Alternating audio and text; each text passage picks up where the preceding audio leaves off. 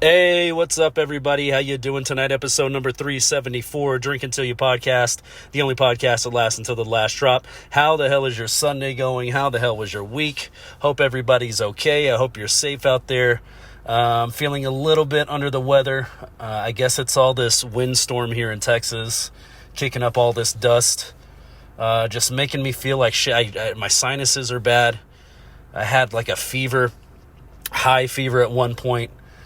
It's a weird, like my feet were freezing cold, but I had a 101 temperature. Went to the doctor. Luckily it wasn't COVID. Luckily it wasn't the flu. It's just something that had to pass through. I'm feeling a little bit drained, but today I'm definitely feeling better than I was like Friday, Thursday. Even yesterday was pretty rough. But yeah, let's go ahead and get into it. I'm drinking a White Claw tonight, 5% alcohol by volume. Black cherry, if you got them, drink them, bottoms up. Cheers.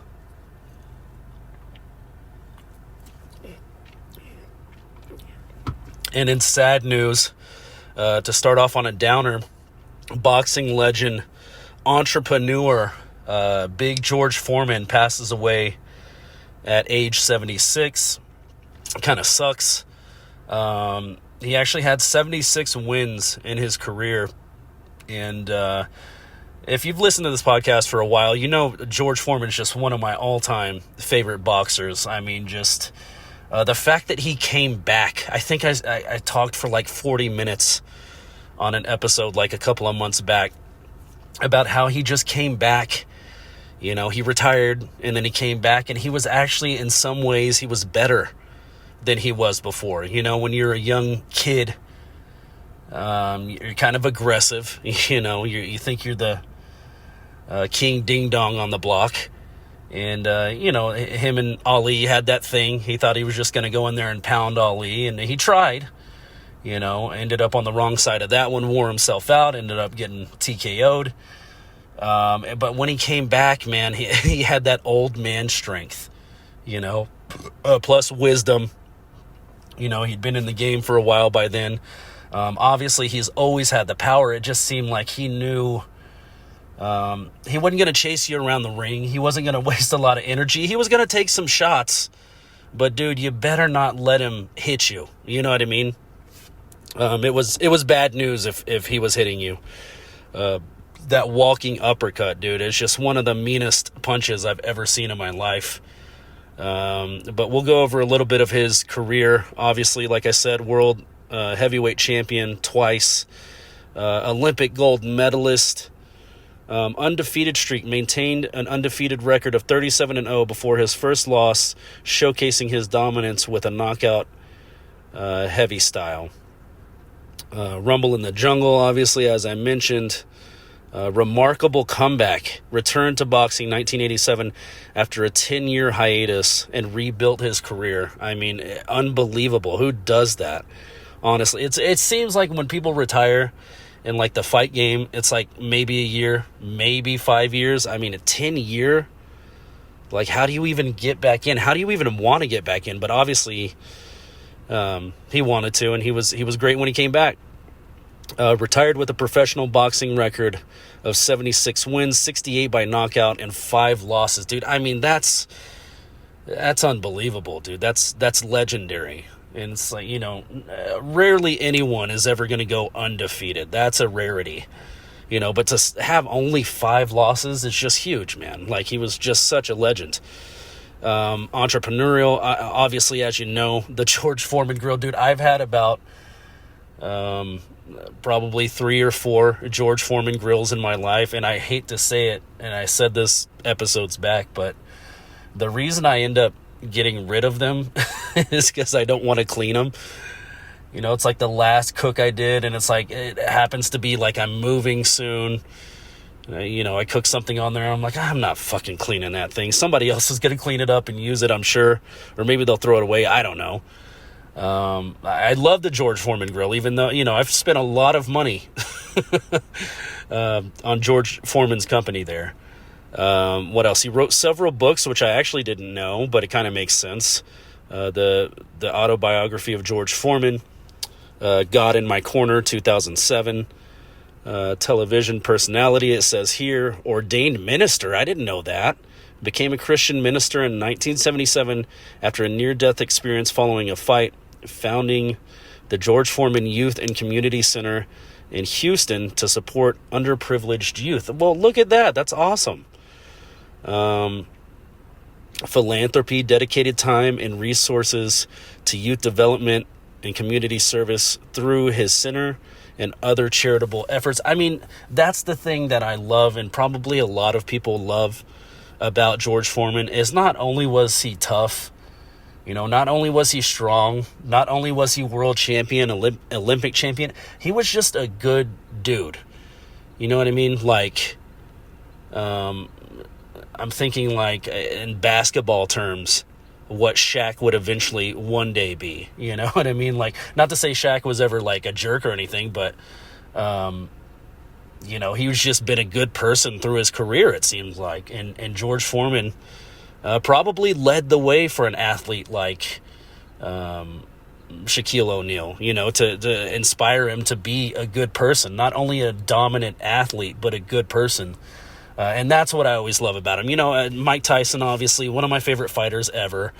Not necessarily, outside of the ring, what you would aspire to. I guess I'll say it that way, nicely. If he ever hears this, I'm going to have to duck for like a year. He's going to knock my head off. No, I think Mike's changed a little bit. But isn't that funny? Like, with all the troubles Tyson had. And granted, yes, Tyson had a rough childhood. You know what I mean? Like, it was not easy for him. It kind of turns you into a certain person when you have to just survive, but yeah, it's kind of funny that that's the goal. That's always the goal, is to become a better person and a more giving and a more caring person. And George Foreman, I mean, he always just had that, you know what I mean? He was just such a great human being. Of course, in the ring, he's going to talk shit. Outside the ring, he's going to talk shit to his next opponent. I mean, he wanted to kill Muhammad Ali, bro. Like, straight up kill him in the ring. But, learned his lesson there, which is, kind of expected with Muhammad Ali. Obviously, Ali is one of my favorite fighters ever. But yeah, just a sad day. I think that's the point I'm getting to roundabout, is just a sad day. I know nobody lives forever. But the beautiful thing is his legacy that he left. You know what I mean? Like, the person he was that I was just speaking to, his boxing career, all that stuff, loved by many. So this next drink is for Big George, man. We'll miss you. Cheers.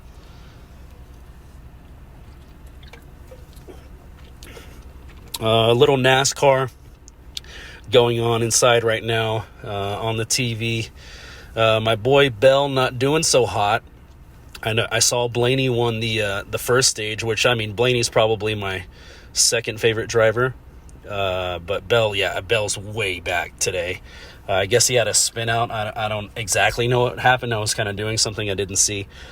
Hocevar decided after that first stage of the race, which was I think it's kind of interesting. Just as a newer fan, I think the strategy is interesting. Like, every other car in the race after stage one went into the pit, and Hocevar is the only one. I mean, he was back in the race anyway, so he just stayed out on the tires he already had, which is like, the guys on the broadcast are kind of giving him a hard time about doing that. Oh, that's not good news, which honestly, they're probably right. I'm going to go ahead and assume that they are actually 100% right.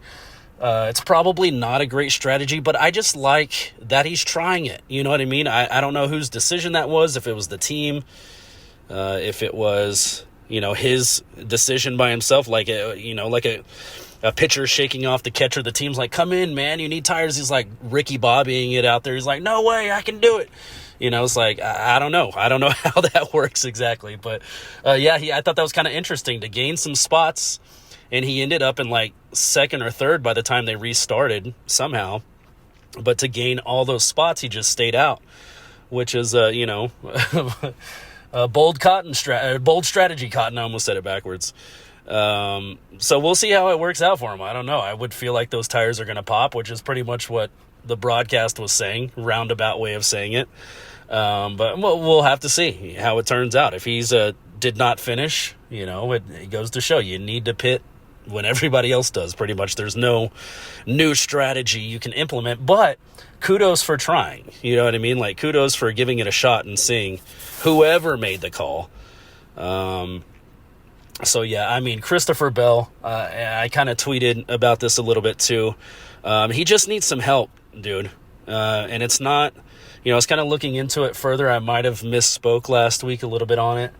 Obviously, they're, his teammates, they do drive for Toyota, but they don't necessarily have to drive for Toyota. He's a part of Joe Gibbs Racing, which is Hamlin, Bell, Gibbs, and Briscoe.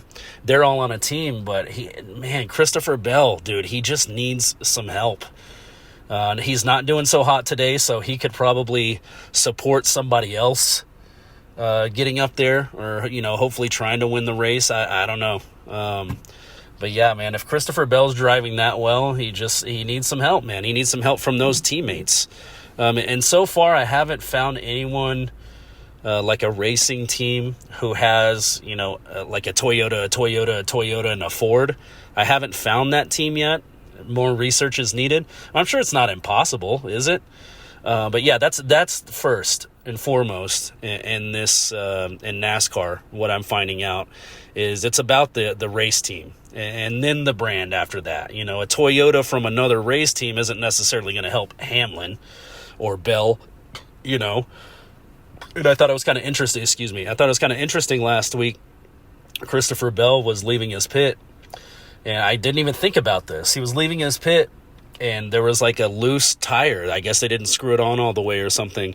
And he actually pitted at one of his teammates' pit. And the dude jumped out and, got the tire on there, and Christopher Bell was on his way. I was like, dude, I never really even thought about that. And supposedly, from what they're saying today, that's completely legal. You can do that. You can go to teammates if something's off and you see them on the way out. You can go to them and have them fix it for you. They'd probably more than be willing to fix it. Obviously, you're all on the same team. You're all working toward the same goal. So, yeah, they just zipped it on for him real quick, and he was on his way. Today, there was a spin out leaving pit row, and the guy just drove like backwards on the road. I can't remember who it was.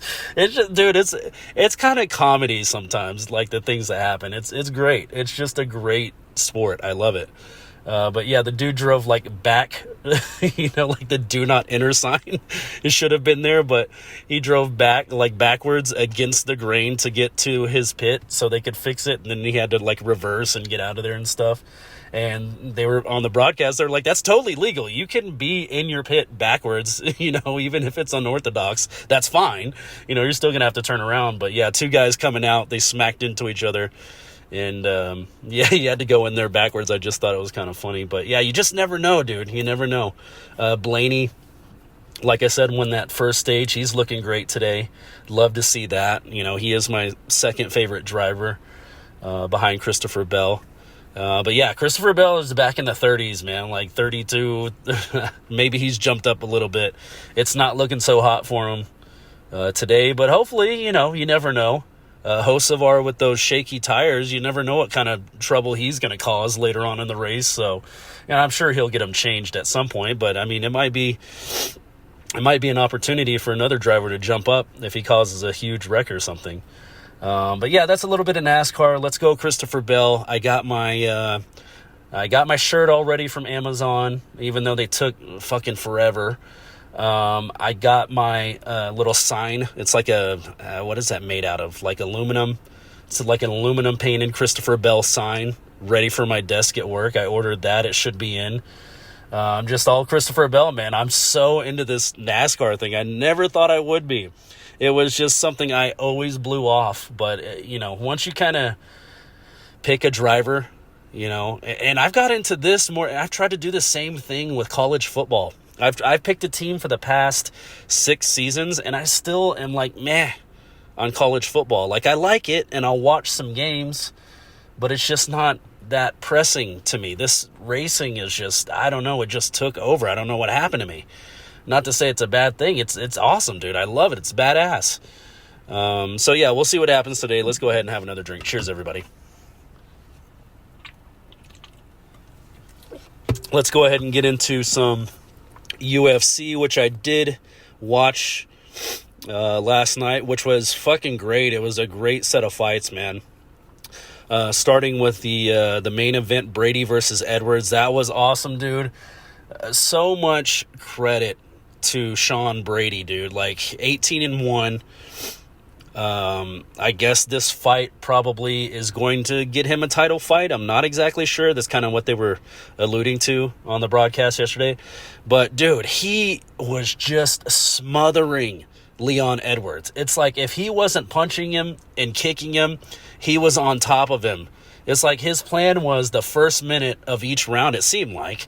The first minute of each round was to, punch and kick Edwards as much as possible, back him up, don't give him any space, just be on his ass, and then after about a minute, it's like he would shoot and take him down. I mean, this dude is a fucking pit bull, man. Like, he's strong as hell. So, I mean, Edwards was just, trying to resist and trying to stop the ground and pound, trying to stop the submissions. I mean, he was just putting him through it, and much credit to Sean Brady, dude. That was awesome.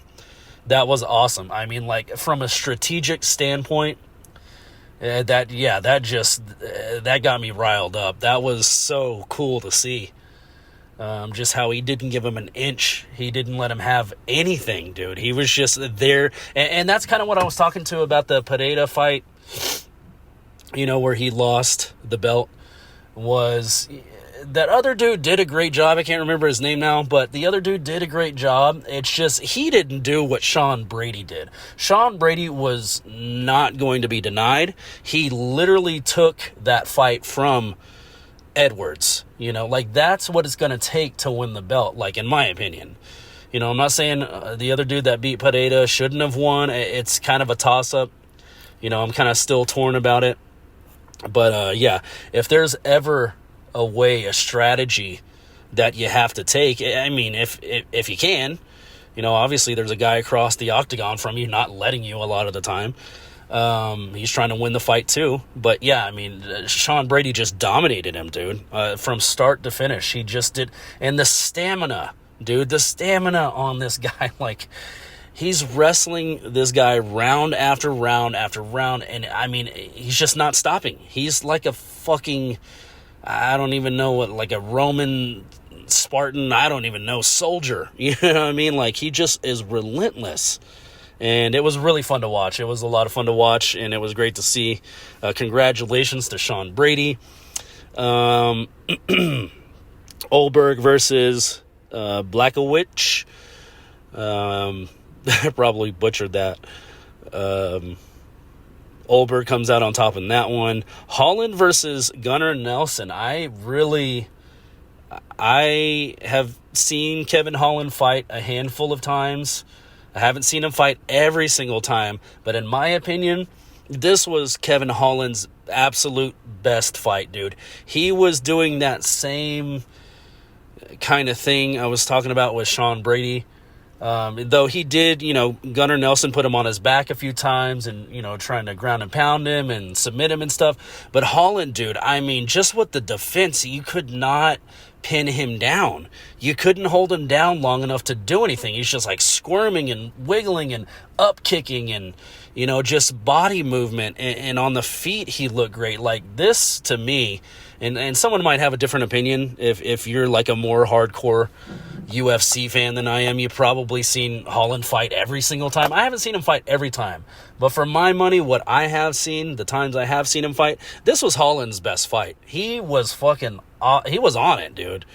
It was awesome. It was great to see. I didn't expect that from him. Not to say I don't think he's a good fighter. It's just, he just didn't give up. He wouldn't stop, even being on the bottom, which Gunnar Nelson is a, pretty thick dude, with a good, amount of mass and muscle. That makes it harder to fight the dude off every time he's trying to pin you down. But yeah, Kevin Holland did it. He would not He would not let him close. He would not let him do anything. You know, Kevin Holland got his shots in there too. You know, he was elbowing and doing all that stuff. And, yeah, it was just a great fight. Holland comes out on top in that one. I saw John Jones. He was like training a class. It was just like a little snippet. And he was talking about, you would be surprised how a lot of these fighters have never seen their own blood. And that was his purpose for, like, using elbows and stuff, is cut him open, dude. Like, make him feel it and make him see his own blood, and it'll probably change the fight in your favor. I'm like, dude, that's so awesome. It's brutal, but it was fucking awesome. Like, that, what a great thing to tell a young student. You know, cutting somebody doesn't end a fight, obviously, unless you cut them bad enough. But it can definitely, like, change the fight psychologically. You know, the guy starts second-guessing himself. He's maybe got blood leaking into his eye, and he can't see as well, and you're still coming at. I mean, it can do so much, and he's absolutely right. I just never thought about it in those terms before. Like, try to bust them open. Obviously, they're not trying to be nice to each other. It's not a tickle fight. They're trying to knock each other out, but, you know, a fist and an elbow is a different tool, you know? So, yeah, using those elbows to cut somebody open and, you know, making them, you know, there's some savages out there who wouldn't give a fuck if you cut them. You know, there's some dudes that they've got so much of that, what is it, scar tissue, they get cut open on a couple of punches. It doesn't faze them anymore, you know, like, that's not a big deal. But he's right. There are some fighters, like really good fighters, who have never seen their own blood. So just doing that to them can really change the fight. So I thought that was really great advice from John Jones. I'm ready for this John Jones Aspinall fight, man. When is that happening? What's the word? I really want to see that one. You know, that's going to be a good one. I don't know who to pick. John Jones is obviously just an all-time favorite, an all-time great. Screw being a favorite. He's an all-time great, regardless of what I think. But Aspinall, you know, he's got some skills, dude. He's fast, man. He's super fast for being that freaking big. He is so fast. So it'll be an interesting one. When is it happening? My boy Diego Lopez, 26-6-0, fighting, I think it's next week. I think it's for a championship as well. I'm super excited. I've seen him fight probably his last 4 fights, and I like him a lot. I really do. He's just straight to the point. He wants to get the victory. It doesn't matter how. It seems like he has a good head on his shoulders. Like, he doesn't have any, I guess, delusions about, I'm just going to knock him out. I'm just going to submit him. It's none of that. It's just however I'm going to beat you is how I'm going to beat you. It doesn't matter. I'll do anything to beat you. And that's a tough dude to be across from. So we'll see how that goes. I think that's next week. Don't quote me on it. Moving on to the NHL. How much time have we done here? I got to down this. I got to have some dinner and I got to get to bed, man. This fucking wind is just messing me up. It's so crazy. Who would have thought? I mean, I guess it does blow stuff around in the air, so it's not great for you, for your sinuses and stuff. But anyways, let's do a little NHL. Let me take another drink. Cheers, everybody. Why is my phone... Why? It's like I have to fucking crack my phone screen to get it to accept that I'm pushing on it.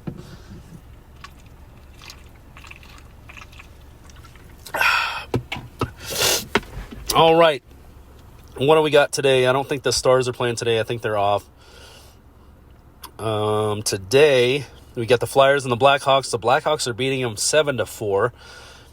Sabres and the Jets. The Sabres are up in third period, 4-3. Penguins and Panthers later. Predators and Blues later. Lightning Golden Knights, which I think the Golden Knights lost last night.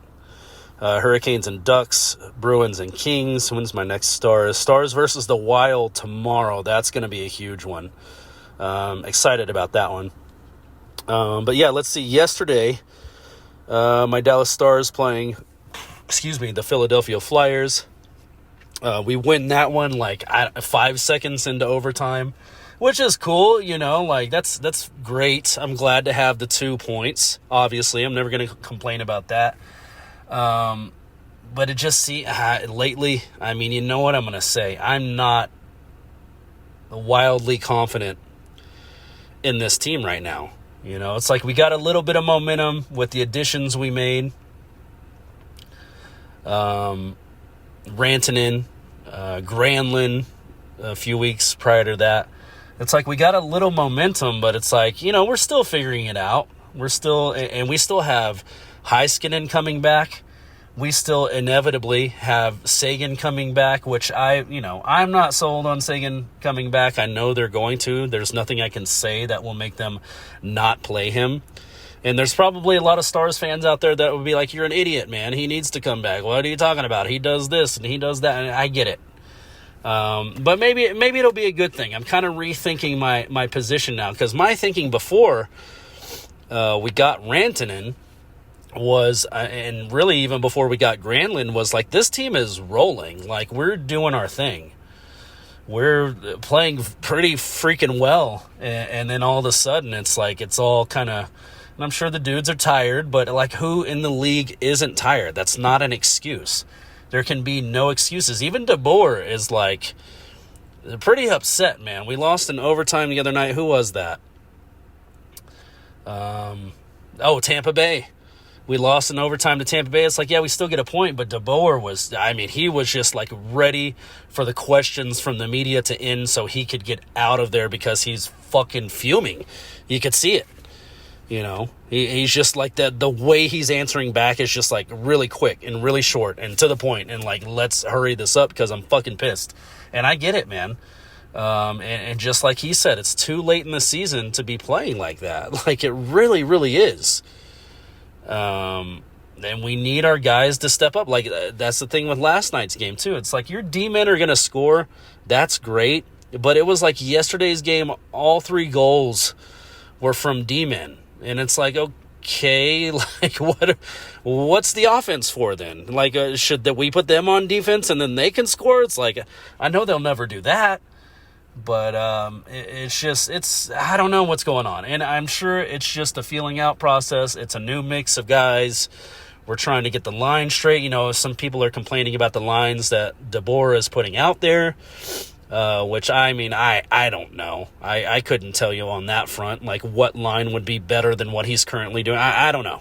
I don't know. All I know is that I want the lines to do what they're supposed to do regardless. Like, shouldn't we be, like a utility player in baseball? Shouldn't we be somewhat interchangeable? I'm not saying everybody, I'm not saying if you're a right winger, just throw you on left wing and just see what happens. Don't do anything crazy. Don't do the Hocevar and not go in for tires. Don't do any strategies that are outside of the box. But shouldn't some of our players be like utility, like interchangeable, and we can play on this line or that line? And, you have to think they should be, due to injuries during the season. But, DeBoer is not too happy, and I completely understand. I think him and the fans are in the same place. And I'm not going to go on my soapbox and, sit here and say how it's all on the players and all this like I have in years past, because, that'll come. Hopefully not, but that'll come. When we get bounced out of the playoffs, I will be talking about that. I will be posting that on my social media platforms. How long are we going to blame the coaches? I guess it's the Tyler Seguin era too, but in the Jamie Benn captain era, it's always been, it just seems like the players always think it's the coaches, and the fans always think it's the coaches. Like, at what point are you going to wake up and say, Tyler Seguin doesn't score in the playoffs? Get him on the 4th fucking line, bro. Send a message. You know what I mean? Like, I don't know, man. We can't be paying people this kind of money, and excuse me for this, but their nuts shrivel up in the playoffs. It doesn't work, especially in the NHL, dude. You have to be harder. You have to be faster. You have to be tougher, I guess, which is like also harder. It's just kind of the same thing, but whatever. You know what I'm saying? Like, you got to be bigger. You got to grow bigger. You got to, Ottinger, dude, I want to like him so bad. And I have liked him, and I do like him, but I want him to be the stud that he's being built up to be, portrayed to be. Like, he's supposed to be our number one guy, but dude, going into the playoffs, give me DeSmith. I said this a few episodes ago. We almost won the freaking cup with Anton Hudobin, our backup goalie. I mean, the dude just gave us his absolute all, and you know what stopped us from winning the cup? We couldn't score any extra goals. We couldn't get those guys that we pay millions to on offense to put the damn biscuit in the basket. One goal can change the game. Where is our game breaker? Where is our game changer? But still a little bit of season left to go. I'm not, we have time to improve this. We're not in a horrible position. Obviously, we played this long during the season. We might be in a little bit of a slump. That's expected. It's not a great time of year to be in a slump. But, there's still time to turn it around. I'm not, throwing this team out. I'm not saying, oh, we're not, we're just shit. But, basically, if we play like we've been playing the past 4 or 5 games, we are going to get bounced. I mean, there's no way around it. Colorado's just chomping at the bit, bro. Like, they're waiting for us. The Winnipeg Jets, they're waiting for us. This game against the Wild is going to be a huge test. Where are the Wild right now? I have to look at the standings, but I have to imagine they're up there. I mean, yeah. 70 games played, 85 points. They're right behind Colorado. They're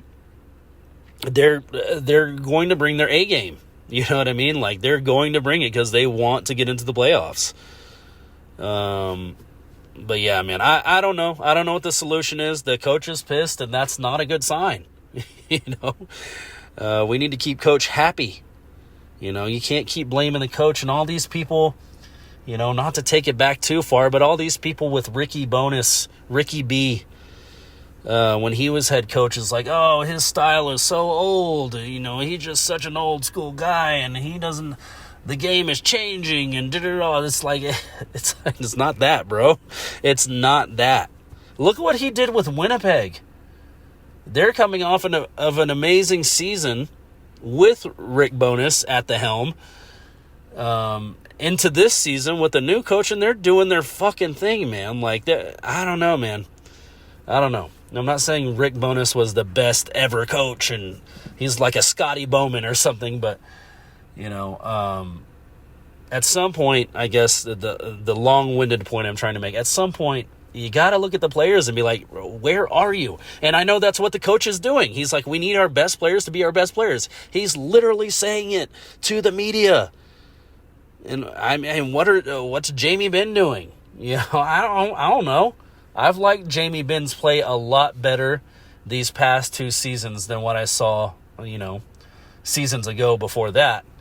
I've liked him a lot better, but it's still, you find another level, find the next level. Whatever that means. I know it's your career's winding down, but you got to find that next level, that next step of motivation. I mean, I don't know, man. We'll see what happens. But yeah, let's go Stars. It's winding down. Ovechkin only 7 goals away from breaking Gretzky's record, which is huge. I can't wait to see that. You just don't know when you look at their schedule who he's going to do it against. It's just exciting. It's good times. What a fucking legend, man. He's just been so damn consistent over the years. It's so impressive. But yeah, anyways, as always, don't drink and drive. Treat yourself to an Uber. Treat yourself to a Lyft. Treat yourself to a DoorDash. Just be safe out there. Let's go ahead and finish these off. If you got them, drink them. Bottoms up. Cheers, everybody.